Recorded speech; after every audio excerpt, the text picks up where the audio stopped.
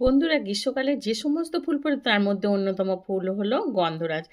গন্ধরাজ ফুল রাতের বেলায় ফোটে আর এই ফুলের এত সুন্দর গন্ধ সারা বাগান মাত করে রাখে। গ্রীষ্মের যে কোনো ফুলেরই, বেশিরভাগ ফুলেরই খুব সুন্দর গন্ধ আছে, তার মধ্যে এটারও একটা সুন্দর গন্ধ। এই গাছে প্রচুর পরিমাণে ফুল হবে কিভাবে সেটা আমি দেখাচ্ছি।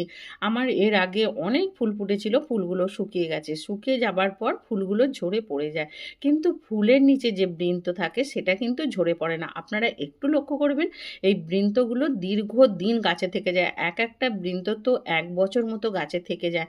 আর এই বৃন্তগুলোকে যদি আপনারা গাছ থেকে কেটে ফেলে দেন, তাহলে কিন্তু এখান থেকে আর একটা ছোট ব্রাঞ্চ বেরোবে, ব্রাঞ্চ বেরোলেই সেখান থেকে কুঁড়ি ধরতে শুরু করে দেবে।